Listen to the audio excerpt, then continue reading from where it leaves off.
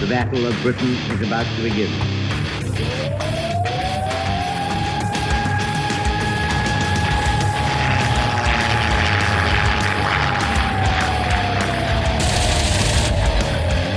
Be Christ, we got tanks up there.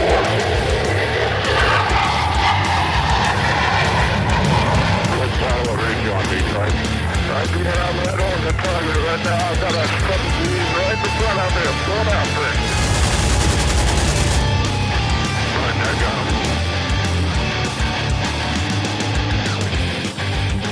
him. Welcome back to the Lead Pursuit Podcast. Tonight we're going to delve into yet another game, betraying our blood red skies loyalties, but sharing more about another fun and interesting aeronautical game with you. So tonight, I had to trim down the team. I had to get rid of the dead weight, the non-hackers, the guys that just couldn't bring their A game. So I've still got Steve on the podcast. Steve, how you doing up there in the ice station? We're doing good, and I guess Brett needed a little break since I'm going to be pulling the RV up in a couple of weeks, parking outside there in Florida, so it's all right. He can take a little break. Yeah, I think we've all determined we're going to become Florida snowbirds here soon enough and hang out on Brett's front lawn. Well, tonight we're going to talk about Aerodrome and the family of games that is Aerodrome. So we've got two guests on board tonight. We've got Stan Kubiak, the owner and publisher of Aerodrome. Stan, how are you doing? Doing great, and it's great to be here. Awesome. Glad to have you on the podcast. Well, we also decided to bring along the number one Aerodrome Evangelist, none other than Mark Wukas. Mark, how you doing? Delighted to be here. Thank you for the invitation. Awesome. Glad to have both of you on. So, for those of us that I've been shamed a few times into trying the system, and I've dodged and defended and made excuses with Mark and said I had to get my hair done or it was beer 30. I need to know a little background because Steve has played this game. So Steve played with you guys at Historicon, but I haven't. So make me smarter here. I need to know, Stan, how you and Mark found the original World War I game back in the 1990s. I was a gamer and discovered Aerodrome. First saw Aerodrome as a game at a convention in California in 1992 and immediately fell in love with it. The distinguishing things about Aerodrome were, number one, it had beautiful model airplanes because people were building and painting 172 scale World War I models, and those were the airplanes that were being used. They were on telescoping rods so that you could simulate altitude. But the thing that most distinguished Aerodrome was the fact that everybody had a wooden panel in front of them in which they were putting .22 caliber shell casings to mark ammunition and wooden pegs to indicate maneuvers and altitude. The game was so simple, so elegant, so beautiful that I fell in love with it immediately. Well, it's one of those funny things that I honestly hadn't heard of it because I'd been off doing sci-fi games since the 90s. And so it was kind of neat to find out that this had been out here all along, and I totally missed it because I was wasting my time with games like 40K. You would have had a lot more fun with Aerodrome. Yeah, that is no kidding, yes. The people probably smell better, too. I'm not so sure about that. Gamers are all the same in that way, I guess. Right. But I fell in love with the game, and I arranged to get some equipment for the game and the rules for the game from the creator, and started playing it. It's actually started hosting a few games. But within a couple of years, it became obvious that the guy who originally made Aerodrome was getting out of it. He was going to let it die.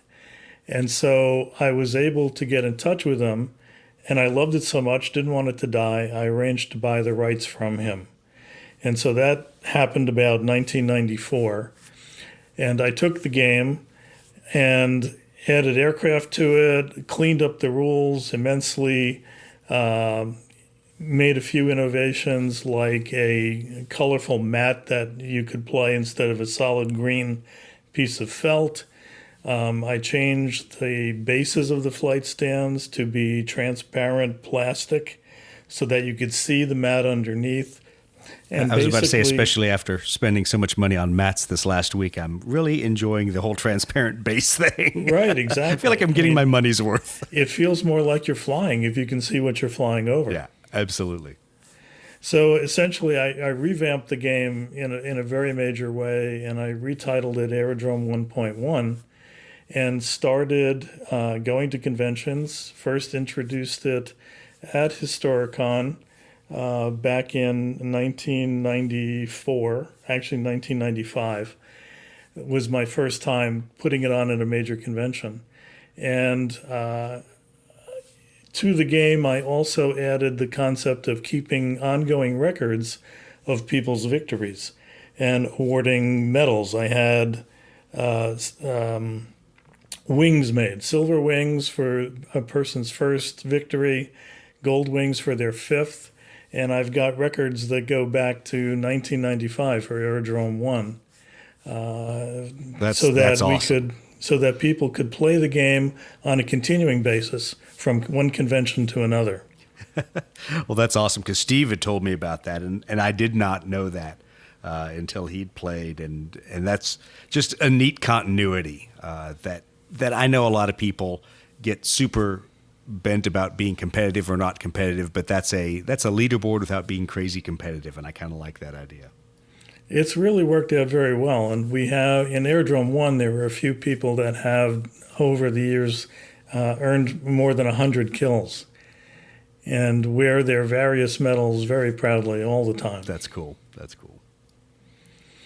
And then while I was putting on those games, I got a lot of requests from enthusiasts to take the Aerodrome concept, which is really based on having to program or prepare 3 moves in advance. And that's really the Aerodrome concept is you have to decide what you're going to do 3 moves in advance. And creates an uncertainty that really makes for all the fun. You have to figure out or guess what other people are going to do. And so I was asked to look at the possibility of making a World War II variant of the game. And so it took a couple of years to come up with the ideas, and there were some major changes that had to be made to Aerodrome 1 in terms of maneuvers, because World War II aircraft are faster and more maneuverable. In terms of the combat system, because in World War I, it's really simple. People had 1 or 2 30 caliber machine guns. Yeah, That's exactly. really all it was. No lead competing sights or any of those fancy things. Exactly right. And in World War II, it goes from essentially a single 30 caliber machine gun all the way up to 4 to 6 30 millimeter cannon. Right. And so I had to figure out a way to accommodate that variation in weapons platforms. So came up with the mechanism for that and started playtesting it around, I guess, maybe 2005 or so. And then by 2007, it was ready, and that's where the records start for Aerodrome 2. Well, did you, as you were working towards building Aerodrome 2, was there any moment where you suddenly realized you were either breaking a core component from 1, or was any of it the, man, I really wish I'd done it that way in Aerodrome 1.0 when World War II kind of aircraft opened your eyes to other techniques or other ways of tackling a rules problem? Well, the interesting thing is that Aerodrome 1, all of the Aerodrome games are really games. They are not simulations. And that's important for people to realize. There is a lot that's abstracted in order to make the games easy to learn, fun to play, and fast to play. And in Aerodrome 1.1, the World War I version, that's absolutely the simplest version. You can learn to play Aerodrome 1 in 5 minutes, maximum. And you underestimate the dumb questions I could ask. Believe me, I don't. I do. I can teach you to play Aerodrome 1 in 3 minutes. Excellent. It's that simple, and it plays quickly. In a 2-hour gaming session for experienced Aerodrome players, you can get in 8 to 10 rounds of play because there are mechanisms built into it, in effect, that make it fast and make it end relatively quickly. But in World War I, the World War I version, damage, for example, the maneuvers are very simple, and damage, for example, is deterministic. If you get a certain setup on a target aircraft, you always score the same number of damage points. And that's feasible because of the fact that the weapons platforms were so uniform. Right. That just doesn't work in World War II. And the planes, as I mentioned, are faster and much more maneuverable. So I knew that there would have to be changes to the maneuvers. And I knew that there would have to be a fundamental change to the combat system. And so instead of duplicating what I did in Aerodrome 1, I decided to make combat in Aerodrome 2 probabilistic. Okay. What I did, in Makes effect, was I tried my best to calculate the throw weight, the kinetic energy. I was going to ask what the metric was. What I did was I tried to calculate the throw weight of a certain length of burst based on the caliber, the weight of the projectiles, the muzzle velocity of all the different weapons platforms, and rank them. And then within those ranks, each aircraft would get a die that represented how powerful its weapons were. The bigger the die, the more powerful the weapons. Right. And then planes that had cannon, because the shells are explosive, would get a one-level boost. Oh, okay. Makes sense. And so this way, a plane that had a lot of armament or heavy firepower would definitely outclass a plane that had less, but it's still probabilistic. It's Right. possible whereas in Aerodrome 1, you're always going to get a hit if you're within range and the target's there. In Aerodrome 2, you can miss the target entirely, you can hit the target and cause damage, or if you're close enough and the points are enough, you can destroy it in a single burst. But the chances are different for each aircraft based on their weaponry. Nice. Well, did you have to kind of map out the depth of capability that you had? Because I know one of the toughest things we've seen in a lot of games is as you compress the stats, all of a sudden it's kind of hard to draw the difference between, two nose-mounted 20 millimeters and 4 wing-mounted 20 millimeters, because you only have so many stat lines you can give them. Right. No, that's true. But in Aerodrome 2, there is still a level of abstraction. Right. And so by just calculating the relative throw weight, if you will, like you would for a warship in the age of sail, by calculating the throw weight, a lot of those problems go away. And so it doesn't matter in Aerodrome 2 whether your cannon is nose-mounted or wing-mounted or where your machine guns are. It really is just a question of how powerful overall. Yeah, exactly. How much lead can you throw? And how powerful is that lead that you're throwing? Well, and it makes an interesting discussion, even though I will use an example from cannon-armed aircraft. But we've had the discussion a lot of times with people as you went from pure breech cannons to rotary cannons, and the concept of how crazy high the rates of fire became. Mm-hmm. And even though you had something like an M61 Vulcan cannon putting down 6,000 rounds per minute, that the problem is it sometimes became a laser beam that if you were not precisely on the enemy, you missed him totally. And interesting stories of aircraft like F4Es when they finally get guns and totally miss, because they don't have a good lead computing gun sight in there. And so I think it's kind of interesting to use shell weight, and it works well in a lot of cases. But I guess the question I'll ask you is: so how many other things did you find yourself having to add in for other aircraft capabilities as just during World War II, the level of advancement from what was the pre-war fighter, available on day one, to the really complex machines at the end of the conflict? How did you take that into account? Well, there were a few things. One of the aircraft in Aerodrome 2, just like in Aerodrome 1, have certain characteristics. One of the primary characteristics is damage. How much damage can they take? That contains a lot of abstracted information. Their ability to climb, their ability to dive are, again, basic. And the amount of firepower, the amount of ammunition that they might carry, again, within certain limits, we abstract a lot of that, but we keep it to a minimum so that there isn't a huge amount of information that needs to be recorded. So when you're flying an aircraft in Aerodrome 2, you have to worry about your damage points, because when you take damage and you take all of your damage, you're shot down. You have to worry a little bit about how much ammo you have, although most aircraft get either 20 or 24 points of ammo. You have to worry about how fast you can climb and how fast you can dive, but that's, again, abstracted enough so that it's really not a strong consideration.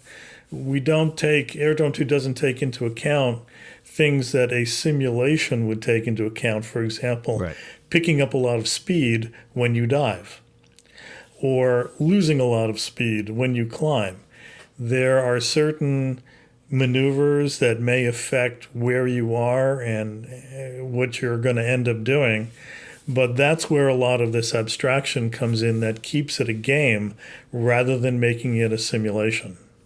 Well, that hugely interests me, because as Steve and I have talked about, a lot of games, when they abstract the physics of flight, tend to either make assumptions that we think were founded by people playing flight sims, not realizing how hard it is to actually fly an airplane, much less shoot somebody else with guns mounted on that airplane, or they tend to follow some very deterministic rules that if I point my nose more towards the ground, I pick up speed that is immediately added into my current speed. And if I pull my nose up above the horizon, then I immediately lose speed that is taken from my speed this turn. Not really factoring in power, dive brakes, all the different things you could add in there to make each one of those maneuvers unique. So I think that's one of those interesting concepts. A lot of the game variables in combat, also with Aerodrome 2, are the characteristics of each plane. For example, if you're flying the A6M2Z, you can turn on a dime, but you're also 20% more likely to catch fire. So there are things like that that are built into the exactly system. Right. God, no! You got to make them leak proof. Well, But, that was going to be the question stuff for you guys is, where kind of was your red line? How did you say, okay, I'm only gonna go to simulating so much depth where I can keep it to being a game and not a simulation? I mean, was there kind of a point where you're like, okay, we need planes that can maneuver differently, we need planes that are fireballs? How did you kind of break that down? It really was more trial and error based on what I knew from Aerodrome 1 and how it worked and what some of the underlying principles were behind Aerodrome 1. Right. For example, and it's not apparent in what we've said so far, but the game is basically a hex-based game. It's played on a mat in which there are hexagons, and planes always face the side of a hexagon. And you have certain maneuvers that allow you to move in certain patterns on the hexagonal basis. And what I knew from Aerodrome 1 is that there are only a certain number of hexes that a plane can be allowed to end up on based on its maneuvers and still have a reasonable chance of being found by another plane that's flying around to be a target. If a plane could end up absolutely anywhere, then the game becomes random. Well, I was gonna ask that a little bit, because that's one of my pet peeves with how some pre-plotted movement games are done, is they are not constrained. And as a result, literally, like you say, who knows if the airplanes are going to meet up in the same piece of sky to shoot each other? Well, in fact, the biggest single or the most frequent single criticism of Aerodrome 1 and Aerodrome 2 is that just as you have to plot your maneuvers 3 moves in advance, if you're going to fire your guns, you have to plot that in advance too. And if you've plotted fire, you shoot, regardless of whether or not there is a valid target in front of you. Yeah. And a lot of people don't like that fact. And you can make certain rationales for it, but the real underlying rationale for it is that mechanism that allows the game to come to a close early on. Well, so I think you hit 2 really important pieces there. And they are pieces that I feel as a game evangelist, and I'll blatantly say I'm the Blood Red Skies evangelist and aficionado, and probably biggest detractor from Andy Chambers, that he hates when I ask him tough questions and tell him I disagree. But I think those are some important points you have to remember with any game is if you do not create a mechanic to eventually end the game somehow, it will literally keep going on, assuming you have been fairly generous with whatever the resource is, whether it's fuel, ammunition, energy, whatever it is. And so like Blood Red Skies has the boom chip mechanic to kind of hurry things along and say your squadron's going to eventually, leave the field of battle. I think games have to have that. And also importantly, I think a lot of people may not appreciate just how many rounds were shot with no hits in aerial combat. And I think that's something that a lot of times as Steve and I talk, it's Steve, how did you put it the other day when you were out flying? You think that people think that fighters would just pull the trigger and enemy planes would blow up in front of them, something like that? The first time I taxied an airplane, I looked like a freaking serpentine. That was like my immediate notice that I wasn't cut out to be like, Chuck Yeager. Yeah. I think that in all versions of Aerodrome, you really have to husband your resources. Stan will start every game by saying, you got to fire double bursts because you got to shoot something down, but you got all these people who are shooting single bursts and so they can make it all last. And sometimes that's an effective strategy, but I think that, there's some husbanding of resources, but if you're firing single bursts, you're a chump. You're going to be shot down so fast. So there is an element of resource management. Right. There is, right. But we have 3 basic commandments of all Aerodrome games. The first commandment is you do what you program, not what you're meant to do. Right. The second commandment is left and right are from the pilot's viewpoint, not your viewpoint sitting at the table. Exactly. And the third is the game rewards people who shoot. Yeah. So there is a balance between husbanding your ammunition and actually being able to shoot things down. But that plays back to this issue of constructing the maneuvers. When I needed to figure out what maneuvers aircraft in World War II should be capable of doing, I had to balance their maneuverability about where an aircraft could end up. If I had aircraft maneuvers set up so that aircraft could end up, again, anywhere, it becomes much less interesting because the chances of their being found as a target is so low. Well, that would be my experience in X-Wing, is that literally it is possible for one guy to turn left 90 degrees, the other turn right 90 degrees, and you literally go the wrong way, and it takes you 3 turns to get back where the bad guy is. So, yeah, you're right. And so I was able, it really was a trial and error process for the space of about a year, working through different maneuvers and play testing and finding out what the optimal set of maneuvers would be. And so finally came to that.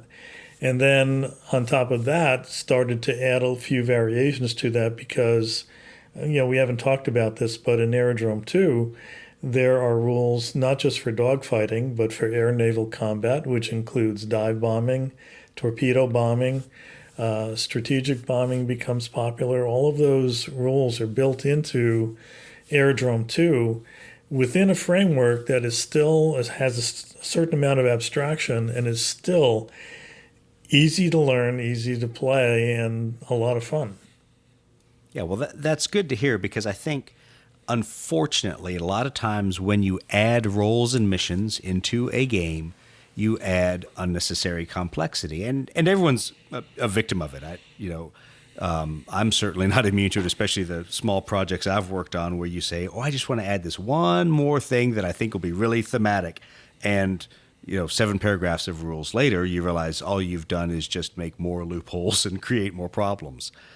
So I think it'll be interesting, because I'm excited to get a chance to play. Hopefully, I know I'm set up at Adepticon for, I didn't get the Malta game. I got to do the Battle of Britain game, which, as our listeners know, is probably my least favorite historical battle. But that's all right. I really wanted to do Malta. Can I ask why that is, Doug?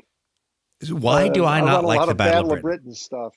So here is my why Battle of Britain does not interest me as much. Have you ever read Ace Factor, the book? It's a whole discussion on situational awareness and why people shoot down a lot of the enemy. I have not read that. It makes a very interesting point that de-glamorized a bit of the Battle of Britain for me. And this is not to take anything away from any of the RAF or any of the Commonwealth pilots or U.S. pilots that served over there, serving under the RAF, because of absolute bravery. But one of the points the book made is when you start to look at kill ratios of aircraft that are vastly outnumbered, you realize it's good to be outnumbered sometimes, because you can always find an enemy bandit in front of you. And the point in Ace Factor is that it's situational awareness is much easier to keep when you're outnumbered than when you are the 2 guys and you're the 300 guys you're trying to keep track of attacking 2 hurricanes out there.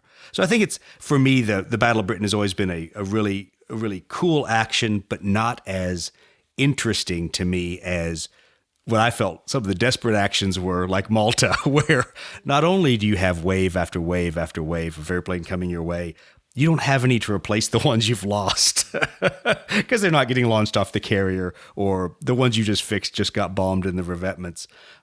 So I think that's been fascinating to me, and you'll even laugh when I say this. I'm not a huge World War II Pacific fan. I like some of it. Obviously, I'm a little biased. No, obviously, I'm a little biased in that I like Guadalcanal, but that's about the extent of my Pacific Theater, Marine Corps, and Navy interest. I grit my teeth and do Midway things, since Midway is the latest. I'm a Cactus Air Force guy, and that just is. Okay. That's ingrained in every Marine officer in aviation. That's our spiritual home. Yeah, Joe Foss and Henderson Field. Well, I think you would enjoy playing Midway in Aerodrome too. Well, I would love doing anything with Wildcats in Aerodrome. I'll be honest, I like playing any kind of a game. So you will sucker me into playing Aerodrome, and I will enjoy it. But it's funny the things that I like historically versus Steve. I mean, Steve, your take on probably your favorite World War II battles? Oh man, big fan of anything in the Pacific. Corsairs, Hellcats, all that's pretty much my favorite. You would love, I think, Midway in Aerodrome too, because the way that we have played it, and we did this at Historicon a few years ago, was having 2 tables side by side. On one table, there was an American fleet of carriers and escorts. On the other table, there was the Japanese fleet of carriers and escorts. And each side sent a strike force of torpedo bombers, dive bombers, and escort fighters to the other table, essentially, to try and sink the fleet. And that's cool. We had interesting scoring rather than just how many ships did you sink or how many airplanes did you shoot down. We had a complete scoring system where if you shot down an enemy plane before it dropped its torpedo, you got more points than if you shot it down after. There were points for how much damage you scored on a given ship, more for aircraft carriers, obviously, than for destroyers. And we scored both teams. We had about 20 players, almost 24 players on the two tables, all using these easy mechanisms for keeping track and plotting their moves. And at the end of about 4 hours of play, it turned out that the U.S. team beat the Japanese team by 1 point. Excellent. Nothing like a close fight. It was a great experience. That's good. Well, and, I think that's something that a lot of people have not done well, is linked narrative games like that between multiple tables. A lot of times, people have either made the interaction between the games overly complex, or just the nature of the rule system means so few forces make it to the next table that there's not much not much fight left. So that's kind of a cool thing to do. That would be an interesting thing to see. It'd be pretty fun to play through.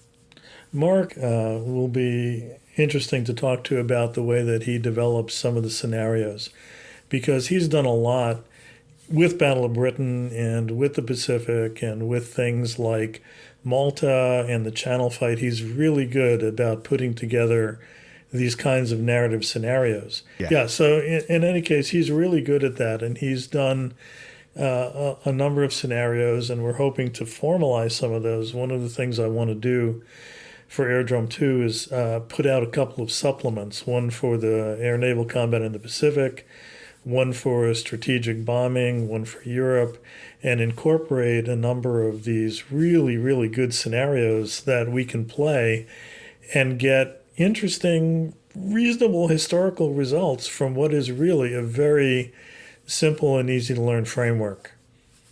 All right, so let's talk a little bit more about hosting games at conventions. We've talked about some of the larger games that you've done. We've talked about a little with the interface.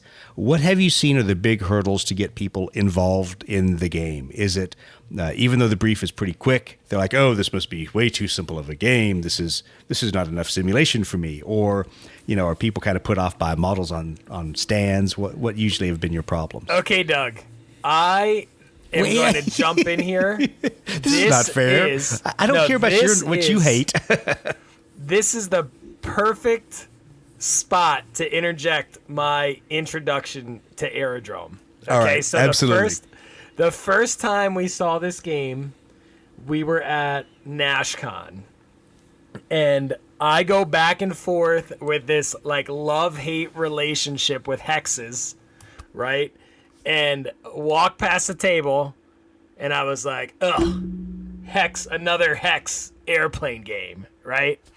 And then that is, in fact, a quote you and I have said a number of times. Okay. And then we were fresh off of this conversation about how aerial combat games do not need a doctorate. You shouldn't need a doctorate in physics to be able to play an aerial combat game, right? You always my say, usual rule of thumb is if I have to apply what I know about aviation to enjoy the game, then we have a problem. Yeah, it's not fun, right? You've always said, when I'm playing a Age of Sail game, they assume that I know what to do with the sails, right? Yeah. So I saw this wooden dashboard, and I was like, ugh, no way. That just looks too complicated. I'm not doing it. And then on top of that, I mean, there is absolutely nothing I hate more than a blind pre-planning, pre-planned movement game. So I was like, no way. You are absolutely building the case for me to ask, how much did they pay you to become a fanboy? So at Historicon, went to Historicon, was just trying to meet people, signed up for anything that really had airplanes with it that I could check out. Aerodrome 3.0 was kind of later in the evening on Saturday. Literally every other game I signed up for was a hex-based, pre-planned movement game. And I walked into the Aerodrome room, and I was like, this is really what I signed up for right now. And Doug, I can't tell you, 5 minutes into playing, or not even watching, just watching, because I wasn't in the first game. I was kind of absorbing the rules. 5 minutes into watching this game, I was like, I need to get a seat at this table. This is just fun. Like, it is just a fun awesome. freaking game. So everything he said about, making it be a game and plot pre-programming, but the moves are kind of constrained so you're not flying opposite directions. I mean, it is just fantastically fun aerial combat game that, it just blew me away. I'm really happy to hear you say all that. It's what's important to me in Aerodrome, all of my Aerodrome games. It's not a business, it's a hobby. And I've been doing this hobby for basically close to 30 years now. And it is important to me that people enjoy the game and have fun at the game. And that, to me, is really what it's all about. Well, I think there's a tendency for people to, and it's like everything we do in America these days with our side hustles, quote unquote, is that they always want to turn it into a business. And I have seen the gaming industry go that way in a lot of ways, where people could have made really fun mom and pop games and produced a real simple rule system. But because everyone thinks it's got to be on Kickstarter now, and you've got to have a huge splashy release, you've got to hire graphic designers and all these things, that some of these things have missed the point of being a game, which is to be fun. And if it's a multiplayer game, to have people around the table enjoying themselves. So it's one of the biggest problems at conventions is that people want to play, and very often they can't get into the game because the tables are full all the time. Yeah, and I've noticed that, and this is one of those funny things about coming back to gaming conventions after a 20-year hiatus, doing other things in life other than playing games. But it was so interesting to see the inability to play what you wanted to play, or just with scheduling. We've had the same problem with Adepticon, when people are so into a specific game that they schedule games for the entire day. And I sit there and I go, man, I love some of these games, but A, I don't want to stand behind a gaming table all day. And B, more importantly, there's a lot of stuff out there I'd like to try. I'd like to go play and go do.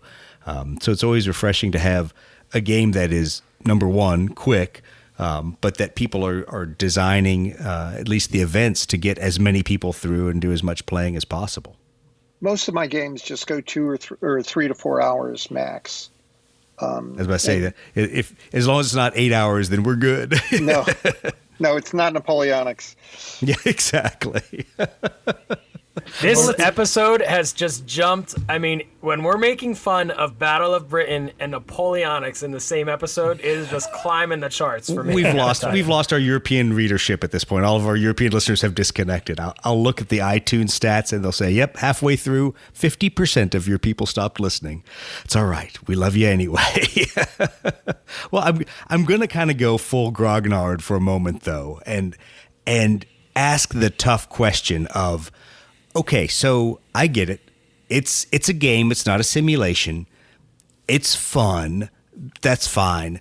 But why do people keep coming back? I mean, come on. I mean, aren't there like a bazillion, simple, fun, easy games that are out there that you can play beer and pretzels? Why would anyone rack up 100 kills in Aerodrome? As Stan said early on, before I became one of his myrmidons, it's the most fun you can have with your clothes on. And I have to say, it's just nice. A blast. And the games go fast. They're action-packed. There's no sitting around and waiting. It's just great fun. And people make it fun. The game masters always make it fun. When I game master a game, whether it's Aerodrome 1, 2, or 3, I make a point of doing things, saying things, working things so that it's as much fun for people as possible. And at Aerodrome, you're going to find people laughing at what's going on the table because they're having so much fun. And people want to get their medals. We have medals above and beyond the wings for 1 victory and 5 victories, and people work to accumulate those different awards. I've also done on occasion tournaments, small tournaments for aces only, with special awards for that, and people love that sort of thing.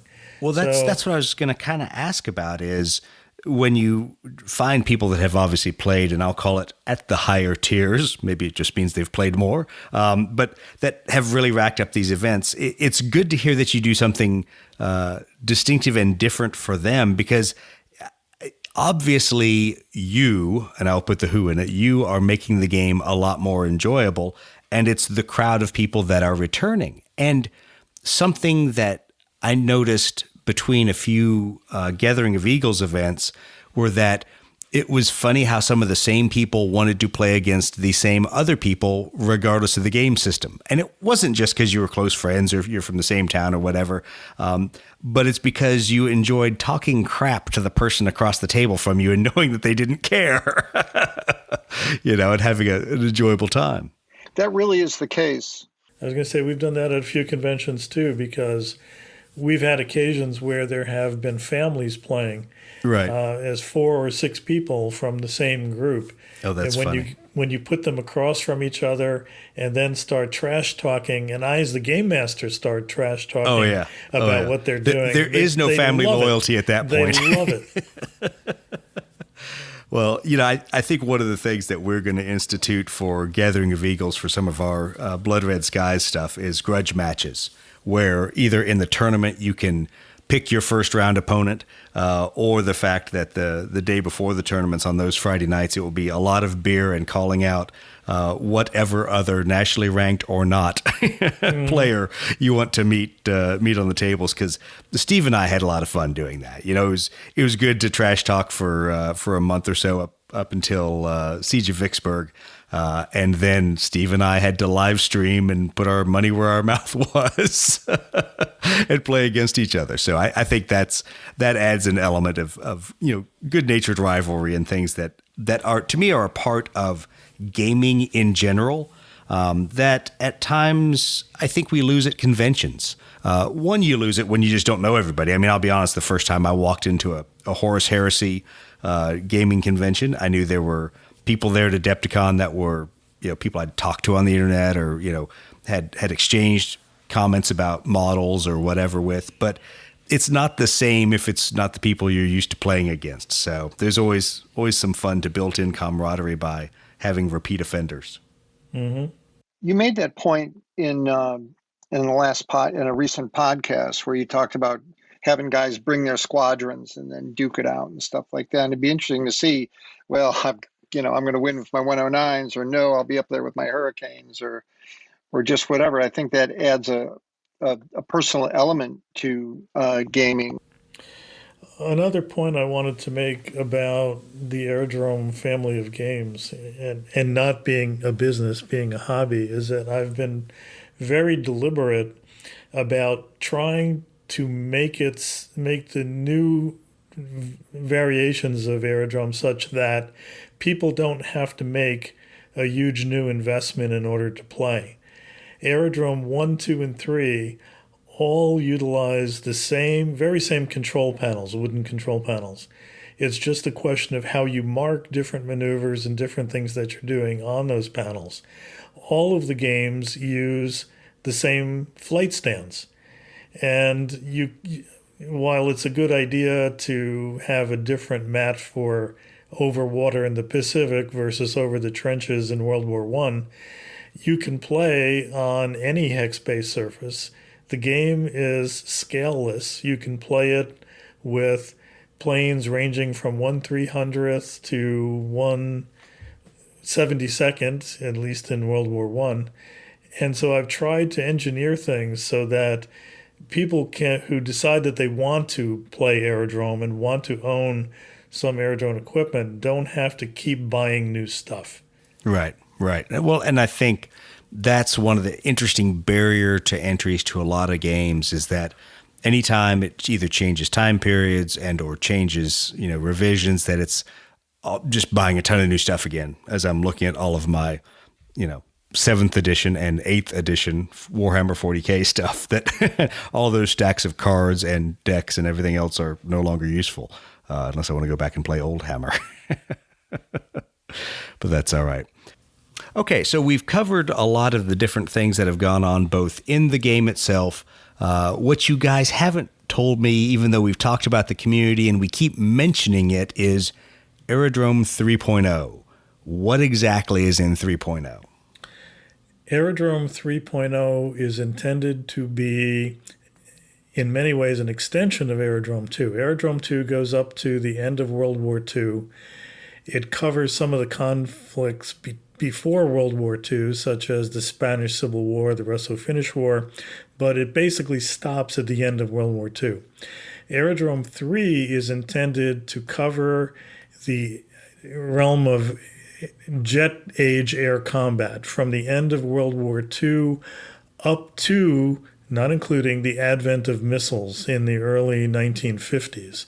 So Korean War, for example, certain other conflicts such as China and Taiwan after World War II. Awesome. That kind of thing. And essentially deal with the last of the gun-oriented aerial combat. Awesome. Steve, is that what you played up at Historicon? I did, and I was curious. I have 3 kills. Aerodrome 3.0 is kind of new. Like, where am I at on the leaderboard of kills there? Bottom. You are definitely on the leaderboard, but you're not in first place. Because I'm thinking if we could set up like a special lead pursuit game, I'm feeling I could really rack up a bunch of kills against some of these losers. And you just want to use us as a training aid. I see how it is. Oh, I see where your loyalty lies. Well, so like Adepticon, I remember seeing at least some 2.0 for Battle of Britain and for Malta. Are you doing a 3.0 game at Adepticon? I may have missed it. I'm actually not attending Adepticon because I didn't find out about it early enough. So I'm not going to be there. Mark is doing it, and he's really only doing Aerodrome 2 at this point. But I would love to bring Aerodrome 3 and more Aerodrome in general to Adepticon next year. Awesome. Yeah, that Adepticon is a fun event. I think it will change this year with splitting the historicals out, and we'll see how that does. I think in some ways that will be good. It will be actually probably good for my bank account because I won't be right next to the vendor hall anymore. But I think it will also be a little more difficult because some of us play across multiple genres and game times and stuff. So I don't necessarily like to be compartmentalized away when I have to put my sci-fi hat on to go back and play 30K and 40K and then come back over and play historicals. Have you really run a lot of Aerodrome 3.0 games at conventions, or is that really just starting to now kind of hit its stride and get to be where everybody knows that it's a thing out there? In general, I think there's less enthusiasm for the Aerodrome 3 era than for World War II and World War I, but there are a lot of people who are interested in it. And I've done demo games now, or learning games, if you will, at conventions for several years. What I'm working on now is really finishing off the rules, which means finishing the rules and, more importantly, getting all the aircraft stats together, because it's more than just Korean War. There was actually a fair amount of combat that occurred between the end of World War II and the advent of air-to-air missiles. Right. So it's not going to be as big and as extensive as Aerodrome 2 is in terms of the number of aircraft. I think the current rules for Aerodrome 2 cover around 180 or so different aircraft and variants. Korean War era and the jet age, early jet age will be less, but there's still a fair amount to do with it. Is there any hypotheticals in there? I know that always pushes the buttons of my British counterparts. Well, of one British counterpart. I will give you, there are a few hypotheticals, not in terms of the actual aircraft themselves, but in terms of scenarios. We've run a couple of very interesting scenarios, one of which, as you know, U.S. aircraft were forbidden to cross the Yalu River during the Korean War. We did a scenario where there was I was also forbidden to go to Mexico when I was stationed in Arizona, but you went. We'll see how that went. We ran a scenario in which General MacArthur was in a B-29 that had decided to cross the Yalu River to take out a Chinese military headquarters. Right. He was escorted by two F-86 Sabres for safety, but what he didn't know was that the president didn't want the bomb dropped. And so if he actually made it close enough, the escorting fighters had the mission of shooting down their own B-29 to prevent World War III. And what actually happened as a result was that they were intercepted by MiGs. The MiGs got a shot at the B-29, and the lowest probability result happened. They got a critical hit that set off the A-bomb. And all the participants disappeared. Exactly. Now we'll just light the board on fire and walk away. It was a fun scenario. That is fun. That's pretty funny. So I like the fact that you have created some scenarios to do things that are off the wall, funny, and while still being entertaining and slightly historical. You know, I think, and this is where I will continue to lose readership. I think a lot of times we wear the badge of historical accuracy as if it is, you know, the Medal of Honor. And I think that we forget, first of all, A, we're playing a game. B, we're doing it to have fun. And that at the end of the whole thing is it's really about the story. And if the story is what weird and wacky things could have happened, you know, what would have gone on in a conspiratorial, you know, 1950s, you know, do we bomb the Reds back to the Stone Age kind of thing? I think those are fun, and I think that makes it makes gaming. If I wanted a historical simulation, thanks, I could have gone and gotten a job working for the Department of Defense, sitting in a room with no windows. I don't think I want to do that. I want to have fun with my friends and drink beer and have a uproariously good time, as it seems Steve did at Historicon. So, Steve, you're making me jealous that I didn't go freeze my ass off with you all up there. Does this mean I have to come up there next year? Yeah, definitely. I mean, maybe by next year I'll be rocking my Aerodrome 3.0 Ace wings on my little name badge there. I'll have to have some swag. You'll have to find some other events to go to. So actually that brings up a really good point. Where are you set to do Aerodrome games over the next couple months for the rest of the convention season? Well, let's see. Mark is doing Aerodrome 2 at Adepticon. We are both going to Little Wars. I'm going to be doing Aerodrome 1 there. Unfortunately, the gentleman who was a very real and deep Aerodrome enthusiast who used to put on Aerodrome 1 games at Little Wars died of COVID this last year. And so they haven't seen Aerodrome 1 in a while, so I'm going to be doing that there rather than Aerodrome 3. Right. There'll be Aerodrome in a number of flavors, actually probably all 3 flavors, at Historicon in July in Lancaster. I'm sure we're going to do it at NashCon. I wasn't able to make NashCon last year, but I'm hoping to do it this year. Mark was there, and I expect he'll be there again. So we've got a number of conventions where people can get their first or nth taste of Aerodrome. Right.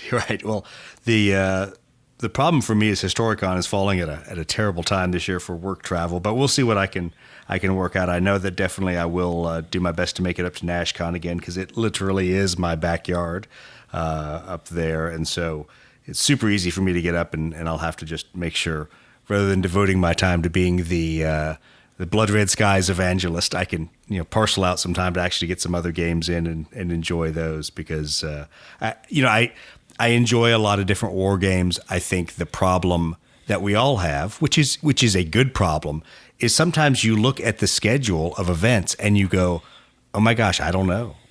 I don't know what to play. There's a lot of things I haven't heard of, and that's actually it's a good problem to have.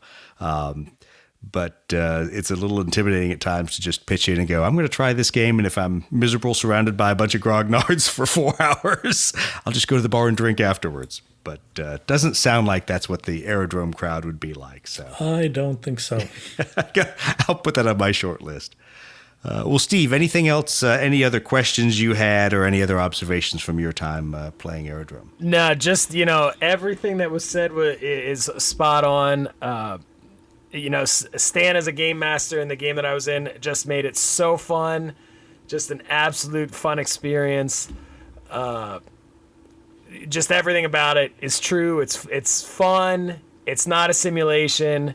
You're going to enjoy it. If you see it at a convention or on a schedule that you can pick, you got to give it a try. You will not be disappointed. Awesome.